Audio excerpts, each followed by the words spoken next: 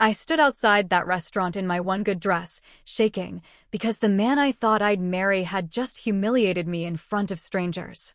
But here's what he didn't know. I had just sold my app for $8 million. And I was about to find out exactly who he really was. My name is Elise. I'm 27, and most days I feel like I've been trying to earn a seat at tables I was never invited to. The ones where the napkins are folded into swans and the women laugh without checking the price of things. That night, I stood outside Bellamy's in my one good dress, the black one I keep for things that matter, my fingers shaking just enough that I had to breathe before opening the door. I'd straightened my hair twice, skipped lunch so I wouldn't bloat, and left my apartment whispering, "You deserve this," like a prayer. He texted me earlier that week, nothing dramatic, just, "Let's celebrate our future together." Bellamy's at 8. "Dress up for me, smiley face." I reread it 12 times. The smiley face undid me. It reminded me of when we first started, when he used to trace hearts on my wrist with his finger and say I was his lucky charm. We'd been off lately, less laughing, more drifting, but I thought maybe this was him trying. A turning point. He knew Bellamy's was the kind of place I walked past slowly, pretending not to stare at the couples inside. The moment I stepped in, I felt how carefully curated it all was. The air was perfume and hush, with chandeliers casting amber light over people who never had to explain themselves. I gave the hostess my name, softly at first, then again when she squinted. I spelled it. Still, she frowned. She tapped. Her mouth twisted. Then the maitre d' walked over, older man, too polished, voice dipped in something sharp, and I knew before he spoke that this wasn't a misunderstanding. It was a lesson. He didn't ask to see the reservation. He just glanced at me like I was a smudge on the glass.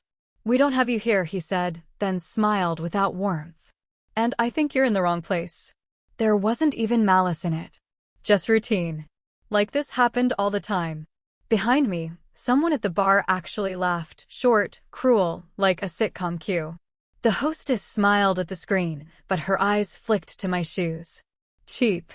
I looked down too, and in that second, I wished I had worn anything else. I asked softly if he might check again. He didn't. He leaned in slightly and said, "Miss, people don't just walk in here off the street." My throat closed. Not from anger, from shame. I wanted to argue, but I couldn't even prove I was supposed to be there. I had no reservation, no name on a list, no boyfriend standing to wave me over. Just my hands, suddenly clammy, holding a phone that wouldn't light up no matter how many times I checked for a message. So I left. There wasn't a scene. Just a quiet walk through the same door I'd hoped to enter like a moment. I stepped outside, air colder now, and realized I had no plan. My makeup was still perfect. My lipstick unsmudged. And yet I felt exposed, like I'd been peeled open in front of strangers. I stood there for a moment pretending I was waiting for someone, checking my phone, adjusting my strap, until even pretending felt pathetic. Then I walked, heels clicking like punctuation on a sentence I didn't finish writing. When I got home, I didn't cry. I took off the dress like it had betrayed me and laid it gently over a chair, then crawled into bed in the t-shirt I always wear when I feel small. I left the lights off.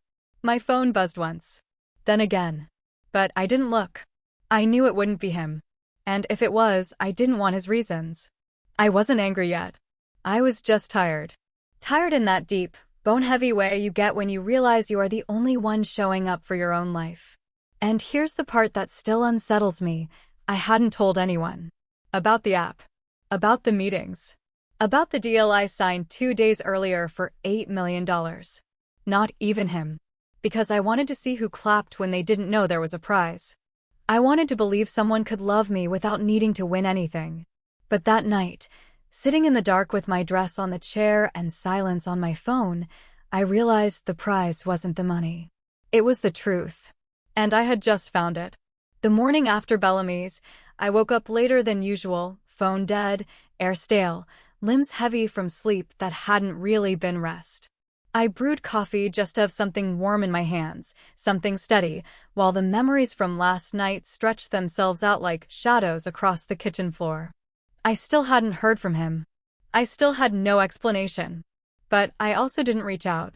I sat in silence, in sweatpants and the hoodie he used to borrow, watching the light move across the wall like it was trying to remind me where I was.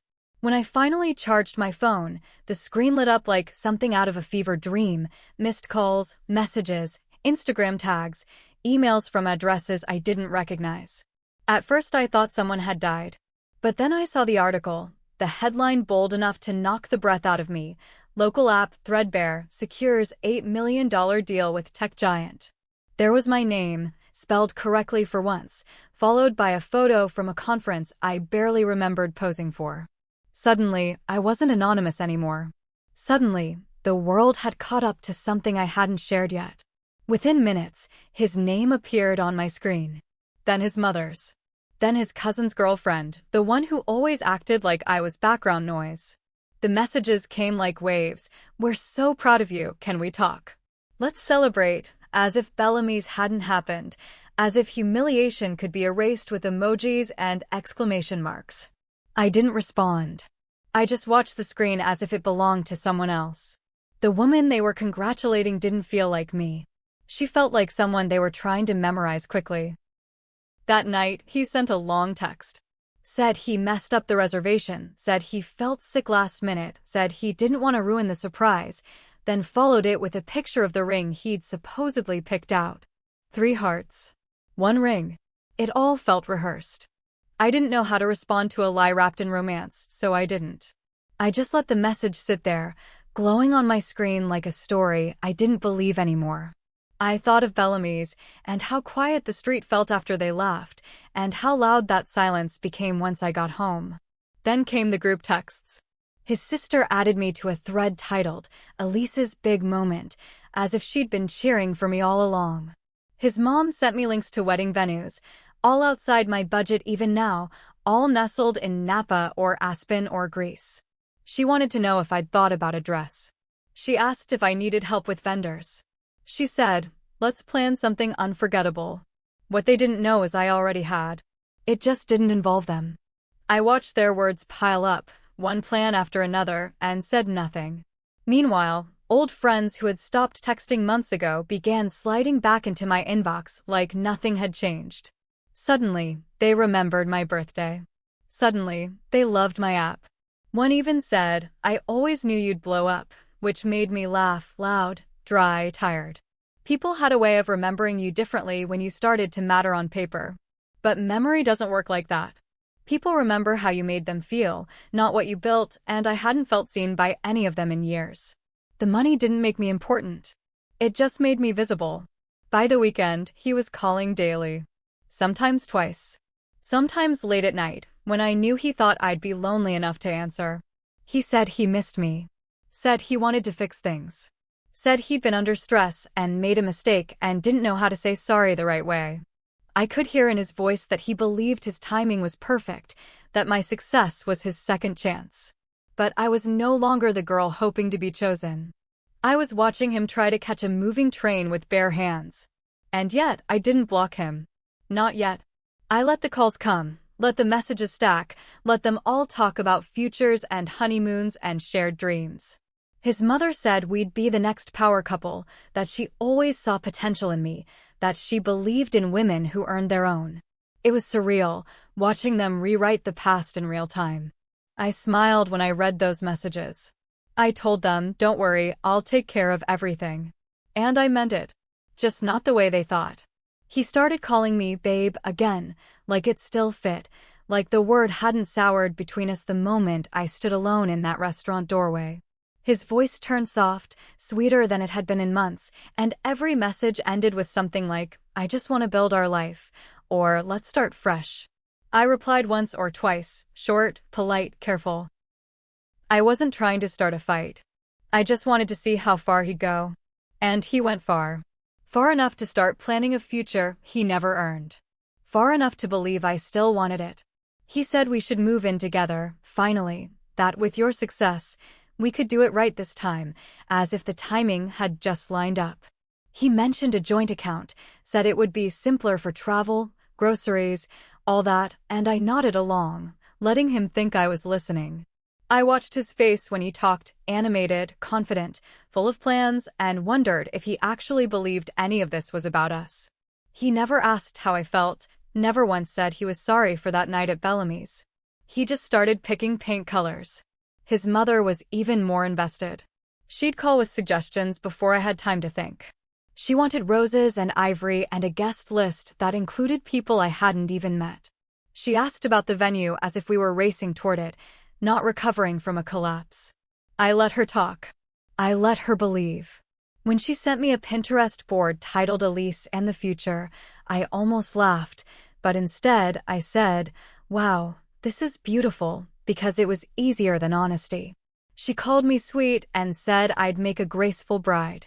They spoke about our life like it had always been a shared project, when really I had been the scaffolding and they were just decorating it.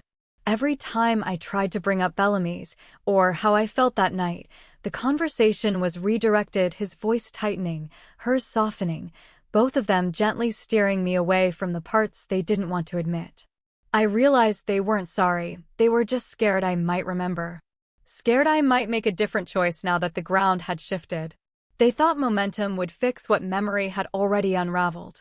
At one point, I asked about the ring. He said he'd ordered it, but the sizing was delayed. Then he said it was being custom-made. Then he said he wanted me to choose it because you deserve to love every part of it. The lies didn't even sting anymore. They just stacked up like receipts I'd never bother to return. I nodded, smiled, let him kiss my hand. I watched him practice the role he thought would save him, and I let him believe he was doing it well. It was like watching a man rehearse for a play I'd already seen. The more I said yes to their fantasies, the more careless they became. He started talking about quitting his job, about focusing on our shared goals, about investing in businesses he didn't understand with money that wasn't his. His mother hinted that family could help with the wedding costs if needed, but that I probably had it covered now, which made her laugh as if it were a private joke. His sister wanted a destination bachelorette. His cousin asked about a prenup. I smiled through it all, knowing they saw me as an answer, not a person. In a family group chat I didn't ask to be added to, his mother wrote, "Elise will handle it. She's good at these things," and for some reason that stuck with me more than anything else. The assumption. The certainty. The casual entitlement dressed up as praise. It felt like I was being folded into a plan they'd drawn before I had anything to offer, like I had finally become useful in a way they could admit out loud. And I played along, right up until the moment it no longer served me to stay. So I said I'd take care of everything. The venue. The deposits. The paperwork. The future. I said it softly, smiling, like a promise wrapped in silk. And then, the very next morning, I blocked them all: phone, socials, even email. I shut the door before they could realize it was closing. He posted about me later, called me ungrateful, said I used him, said I ran once I got rich. But I didn't run. I walked. I walked away from a story they tried to cast me in without ever asking if I wanted the role. The morning I blocked them, the silence was immediate and startling, like someone had shut off a faucet I didn't realize had been leaking for years. My phone didn't buzz, my name didn't appear on any screens, and for the first time in weeks, I could hear myself think. I sat by the window with my coffee, watching the sun slowly rise through the blinds, and it felt like I had finally stepped off a stage I never auditioned for. There was no speech, no confrontation, just a clean departure that left no room for edits or applause. The days that followed felt almost too quiet, like I was waiting for something loud to happen. I kept checking my email out of habit, expecting an angry message or a guilt-soaked essay from his mother, but there was nothing. Just ads, invoices, the occasional news alert about the company I had built. I focused on work, meetings, press, planning the next launch, but even then, I moved slower, more carefully. I wasn't heartbroken. I wasn't angry. I was just tired of always holding the weight of other people's expectations while pretending it didn't leave bruises. I didn't block them out of spite. I blocked them because staying would have meant carrying their comfort while abandoning my own. I could already imagine the conversations they were having without me, the rewrites of what happened, the versions where I was cold or selfish or ungrateful. I didn't bother trying to correct the story. Let them tell it how they needed to. I had seen enough to know the truth never needed an audience. It just needed to be lived, fully and without apology, even if quietly, even if alone.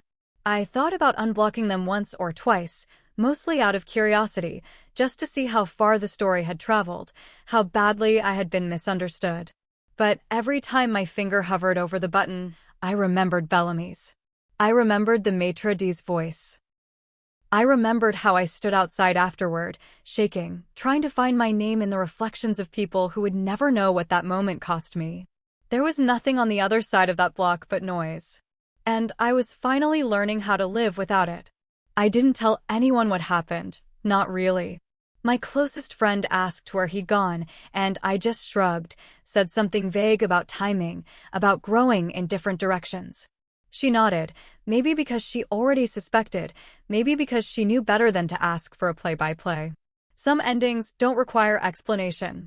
They just require the courage to keep going even when no one claps. I kept going. I poured myself into late nights and quiet mornings, into code and design, into building something that didn't need permission to exist. Sometimes, I wondered what he told people. I pictured him showing the ring to someone new, saying, "It didn't work out," with that soft tone people use when they want to be seen as the one who tried. I imagined him telling the story in pieces, making himself the victim, turning my silence into mystery. And maybe it worked. Maybe people believed him. But belief is a cheap currency. You can't buy peace with it. You can't wake up beside someone who only remembered your worth after it became measurable. One night, weeks later, I walked past Bellamy's on my way to a networking event, dressed in a tailored suit I had picked myself, heels clicking with the kind of confidence that doesn't need a witness. I didn't slow down, didn't glance at the hostess, didn't wonder if my name was finally worth something to them.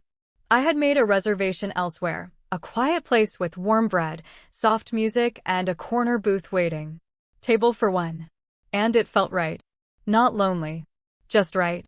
Sometimes walking alone is the clearest path to becoming real.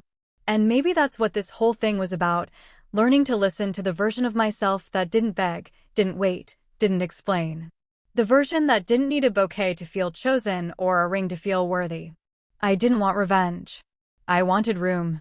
Space to move, space to breathe, space to finally stop shrinking around people who only reached for me when there was something to take. So I let go and I kept walking. And the silence that followed wasn't empty, it was earned. It started with a screenshot. A photo of us from last winter, my face half lit by the Christmas lights, his arm looped around mine like a claim. The caption read, "She left when the money came in." Funny how success changes people. There were hashtags beneath it, #goaldigger, #loyalty-test, #betrayal, and within hours, his post had hundreds of likes, dozens of comments, most of them angry for him, sympathetic, calling me selfish, cold, ungrateful. I watched it all unfold from my couch, tea in hand, feeling like someone had opened a door to a room I no longer lived in. People I hadn't spoken to in years reposted it. Some messaged me directly, asking if it was true, if I had really abandoned him after making it big, if I had lied my way through love. One girl I used to know in college said she was heartbroken to learn I'd become one of those women. I didn't respond. I didn't defend myself. I just let the story grow its own legs. It was strange, watching the internet twist my silence into villainy, watching strangers project their own betrayals onto someone they didn't even know. He posted again the next day, something vague about being used, with an old voicemail of me laughing in the background. It was low volume, hard to hear, but the caption made it seem damning.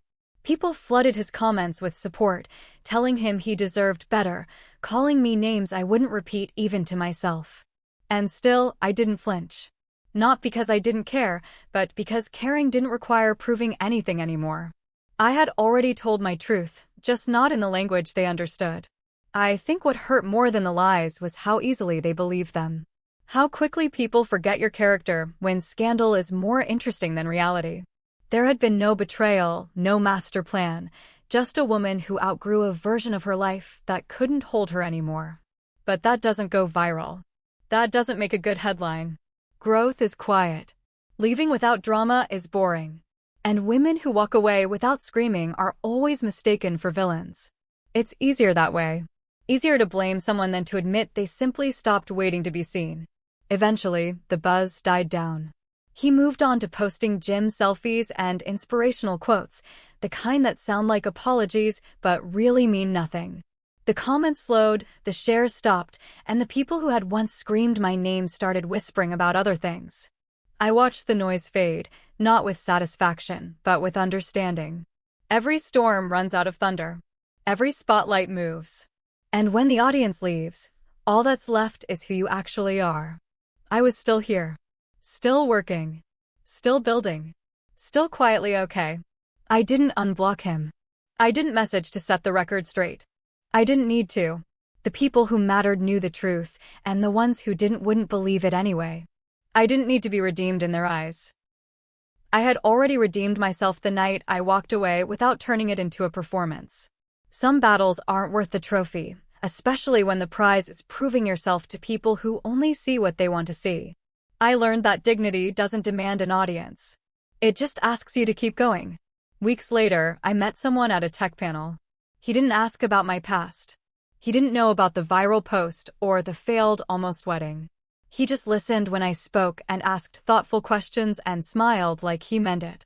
We got coffee after, sat in a quiet corner booth, talked about design and burnout and how tiring it is to always be proving something. He said I looked calm, like someone who'd come through something. I didn't correct him. I just sipped my coffee and said, I'm learning. And maybe that's all I needed to be. Someone still learning.